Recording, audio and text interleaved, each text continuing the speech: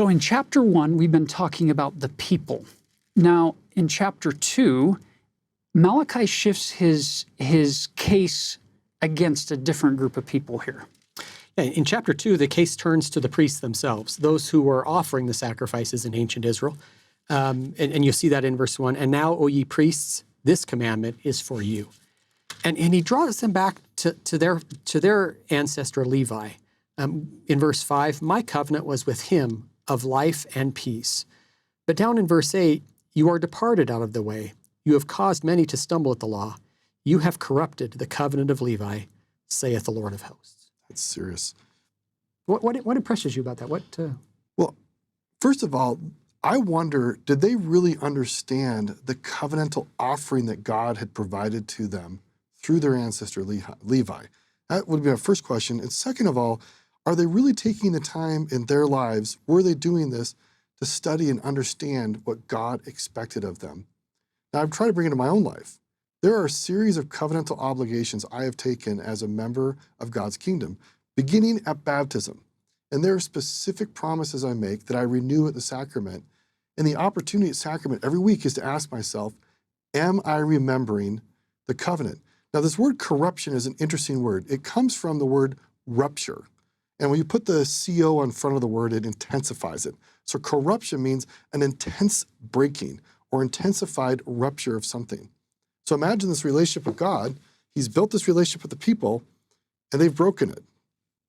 And if we think in our own lives, every week at the sacrament, we are given the opportunity to renew and re-enter, to heal any broken rupture.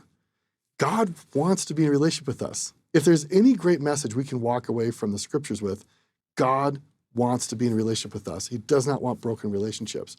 And sometimes he will call this out very, very specifically with strong language to get people's attention that something's broken, it's time for it to be healed. Thanks, Taylor. I think it's interesting. In this chapter in particular, one of the things they've done wrong is a relationship problem.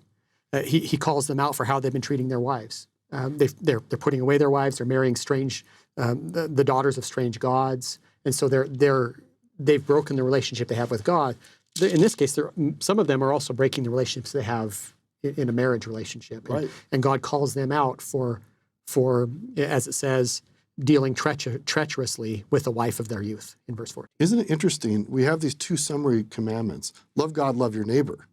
And if you are not loving your neighbor, you're technically also not loving God. So if you are breaking covenantal relationships with people in your family, you are also putting at risk your relationship with God.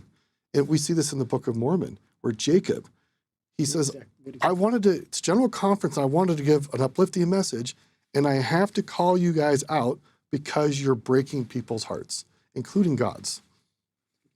Yeah. So as we finish chapter 2, notice here towards the end in verse 16, he says, for the Lord, the God of Israel, saith that he hateth putting away, for one covereth violence with his garment, saith the Lord of hosts. Therefore take heed to your spirit, that ye deal not treacherously. It's this idea of not just breaking the covenant with God, but breaking the covenant with your spouse, like he's saying here. God hateth that. It takes you out of the covenant with him when you leave that covenant unrighteously with your spouse in this context. Verse 17, ye have wearied the Lord with your words, yet ye say, wherein have we wearied him? When ye say, everyone that doeth evil is good in the sight of the Lord, and he delighteth in them, or where is the God of judgment? It makes you wonder, doesn't it, if these people are looking around saying, hey, look at that nation, and look at that nation, and look at those people. They're all worshiping idols, and look how much fun they're having and how prosperous they are. They're eating and drinking and being merry, and we want to be like them too.